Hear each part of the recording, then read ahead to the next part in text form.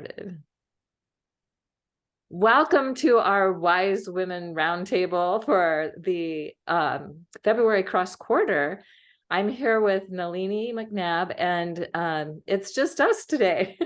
Just us today. So I guess we're your wise women today that will be bringing you insights into what's happening. And we're just in this such a remarkable time, and it's all about massive change at the most quantum level to the most expressed physical levels that we experience. And because it's starting at this quantum level, these changes are rippling through, and it may take a while for us to see exactly what they are, but we can imagine that in the Aquarius time, and we're recording this as the sun is moving into Aquarius, right before the Aquarius new moon. And this new moon is the closest new moon we've had in like 992 years.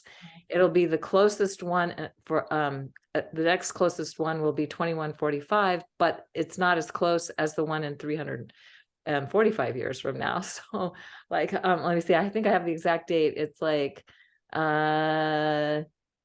26 something, I don't know, 2600 something. I mean, this is remarkable. So the reason that a new moon close to the earth is a greater impact is because it affects the magnetic fields of the earth, which also affects the magnetic fields of our body, and it affects the tides, and it affects volcanoes and earthquakes and all kinds of weather patterns. And we've been seeing wild, crazy weather patterns. And we've had two very close new moons, November and December. This is the closest of the 5. There'll be 2 more after this. And again, the closest in Earth sky is saying 1,337 years. So like 992 years ago, this one's super close. And there'll be 345 years before we have this close of a new moon within 5 minutes. The new moon is within 5 minutes of the exact perigee, which is why it is so close and so impactful. And it's in Aquarius, which is an archetypal energy that's all about change, revolution, revolution for evolution. So we can imagine that this is seeding something amazing.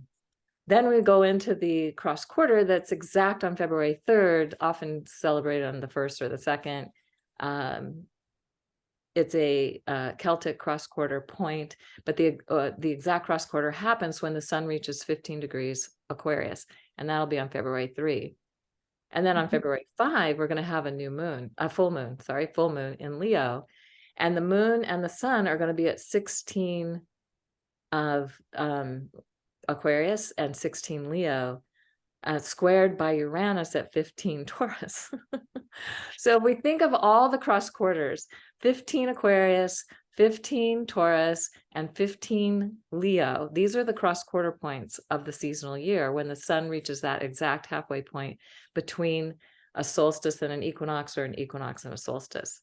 And so all those points are going to be activated by this full moon with Uranus exactly square. Now, Uranus is going direct on January 22nd. We're recording this on January 20th. So it's just about to go direct at 1456 Taurus, which is almost 15 degrees because they're 60 minutes in a degree. So it's like 4 minutes from being exactly at 15. So right at that cross quarter point. And it's just going to hold there for quite a few weeks. I think it's March 13th before it moves past that 1 degree point to 16 degrees. And then it's going to be another, like the rest of that month before it moves completely past that cross quarter degree point, meaning that there's a lot of change and disruption and chaos that could be happening for evolutionary purposes. So it's not just for any purpose, it's for evolutionary purposes. Anyway, so if we think about the December solstice as a seed point in the northern hemisphere, the longest night, the shortest day, planting the seeds for a new solar year, and seeds have a casing around them. So as we get to the February cross quarter, those seeds are starting to rumble, they're starting to move, they're starting to break open. And then what's inside comes out, and new growth and new possibilities are what happen. So this happens every year. And this is also, of course, the time of year when the day is getting longer, and the seeds are stirring. The seeds, maybe even seeds we didn't know we planted, are starting to stir. And that's pretty cool. So if we think about this season and this time, we are in a massive opportunity for change, and the change to be more free, to be ourselves, free to be me is one of the ways I've been thinking about that. It's like, oh yes, I need to be free to be me. And sometimes we have, in our ways of being in this culture, have tried to be something that we think we're supposed to be, rather than who we really are. And we've limited ourselves. We've tried to fit into some kind of something. And this Aquarius time, this cross quarter season, is really about looking at how we might have done that. How can we let go of that? How can we now allow ourselves to come more fully into who we really are, and to one of my favorite Aquarian statements that I've used for a long time is break down to break through. And recently, talking about breakthrough to break free. So how are we breaking breaking the old patterns, breaking that old seed, the old shell of that, so something new can come forth? It is super exciting time. And I just also wanted to say that Imbolc celebrates Bridget, and she's the Celtic goddess, and she has, Bridget means exalted one, and she is the Imbolc is seen as the time of being in the belly of the mother, because she's the one that gives birth to new things. And so that's another way we can look at this. Plus, she's giving birth to light, because the days are getting longer. And of course, many of you may know this, but Bridget is also, she's the one that they saw as the goddess of relationship, and bride comes from Bridget. So brides are people who are getting married, or we're newly married, are called brides. So what are we looking at in terms of how we're coming into a new way of being connected more fully to who we are, being free to be who we are, and marrying that with the expansion of what's going on in the greater collective reality. So with that, I'm going to turn this over to Nalini, who's going to probably wow us with additional insights around this. I already know she is going to do that. Yeah, totally going to see. I totally see that. I appreciate your confidence. I just wanted to add that Bridget's Day is traditionally celebrated on February 2nd, like Groundhog's Day in some countries. And that's Sarah's birthday. So happy birthday, Sarah. Oh, yes. Happy birthday, Sarah. I forgot. And this year is the most incredible thing. 6 of the 13 full moons in this year are at 16 degrees of their sign. And as we know, 16 in the tarot is the major arcana of the Tower. And there's probably no card. I am certainly not a tarot expert, but I do enjoy it. And there's certainly no card that terrifies anyone more, except maybe the Devil card, which is completely misunderstood. Because the edify that we have built are the structures of our identities. And that is what the lightning strike in the traditional depiction of this card, or the light of the full moon, it doesn't destroy it, it just takes it down. It's to your point, Kaylin, of breaking through in certain, sometimes catastrophic ways, or what seem to be. In some depictions, depending on your tarot deck, the fool is thrown off the tower by the lightning strike, and in some he jumps because he knows that he will be taken care of. And I know you and I espouse that particular, it's not even a belief, it's a knowing that the Great Mother always takes care of us. What I've seen about this year is so magical. I mean, yes, major upheaval, kind of like when popcorn starts popping, the first one starts and here and there, and then the whole pan goes. And there's no logic to it. Now, I'm sure the scientists of, thermogenics would argue, but there's no science to exactly which kernel pops when. And what I saw at the beginning of this year was that each of us is in our own little seed form for new reality, whatever we want to call it. And we each of those seed forms has its own timeline, its own multiple trajectories. It's an array of trajectories which alters according to frequency. And these 13 full moons that we have, the last one was January 6th in Cancer. The last one for this year on December 26th is also in Cancer. So it's like a necklace. And the Cancer moons are sort of the bookends of a year of what truly is galactic cosmic nurturing on the part of Source. And so some of us are going to go directly to the tough love place and say, oh, wow, but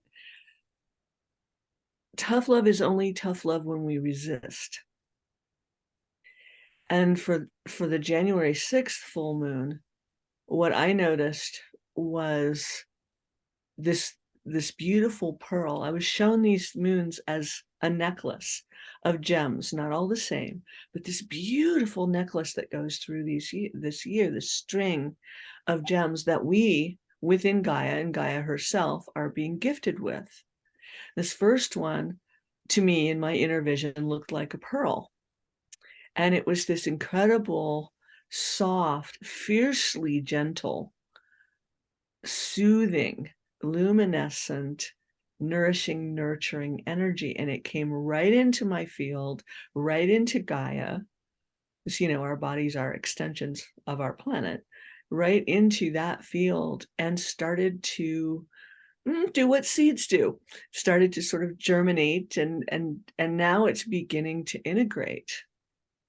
And this is an incredible new foundation. For those of you who have seen the Matrix movies, I think the first one especially, there's the white construct. And the white construct is the place in between the programmed reality of the Matrix, or the illusory reality of the world that we have, and what's real. And they make it very, good, evil, black and white in the film, but the construct in between is from whence all programs, all experiences come. Well, this pearl, this, you should say, the wish-fulfilling jewel in the Tibetan traditions, the pearl of great price in others, it's like this has been gifted to us as not only a choice, but the higher frequency foundation that we need, that we really require to move forward through this year. And then this next one, the full moon on the 5th February, right after the cross quarter, has sapphire energy infused into it. And then each one goes on. Some of them I can actually see the essences. It goes from sapphire to aquamarine to punamu, the New Zealand jade, all these magical essences, which I just simply see them represented as the stones. But it will come through these gems. But also, this is just frequency elixir, just this pristine, exquisite light. I've never seen anything so precise in all my many years of seeing. I've never seen anything quite so precise and lovely. These are like fluid, self-intelligent, self-aware snowflakes, beautiful gems. And we get 13 of them, but not only that, these are simply major phases, the Galactic Mother's phases that we will go through within the space of what we call a calendar year. And it will make everything different, but it's according to what we choose in our frequency and what we choose from our hearts. These are all emanations of divine love. So I felt a similarity when the Hathors were invited into ancient Egypt to sort of correct things, to a course correction, because things were getting a little rigid. Anyway, they have this incredible energy, and not to be confused with the goddess Hathor, who was the flip side of Sekhmet. But I felt a similarity, and so I rang them up, so to speak, and I said, so do you have anything to do with this? Are you participating? And what I got was the giggle, the cosmic giggle, which tends to tell me, okay, so all of our celestial allies are moving into the reflected light of the full moons and helping to participate in the redesigning, the re-architecture of these gifts we're being given. So yes, very chaotic year, yes, very turbulent, many changes, but how we go through it, if we're led by these threads of light, there's no good, bad, right, wrong, but how we're quantumly led, each of us in our own way. Remember, we're each our own seed. If we go through this time period, this transit, it's very definitely a transit. It is a birth canal of cosmic proportions, literally. Then everything that's happening is amazing.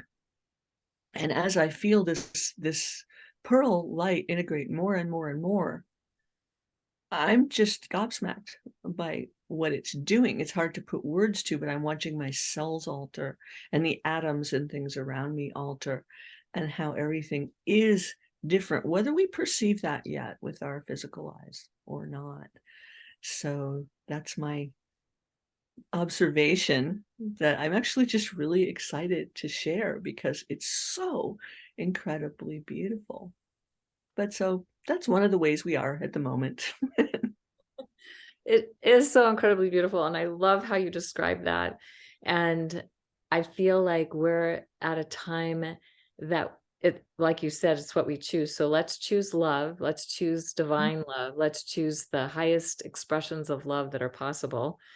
And see Let's what not pretend we know what they are. that too, but you can keep intending, right? Oh, absolutely. You can intend that without the details, right? Right, Things tend to exactly. work I that don't way. know the details. I'm just trying to navigate as I go. So Exactly. yeah. So that's what we have for you, and we're very excited. And if you have any experiences or comments, please share them with us. That would be awesome. And there will be an article to what Nalini is sharing about these links to a couple of articles that she's written about this in the show notes. So be sure to check that out. And we'll see you next time. Definitely. Thank you for joining us. Yes.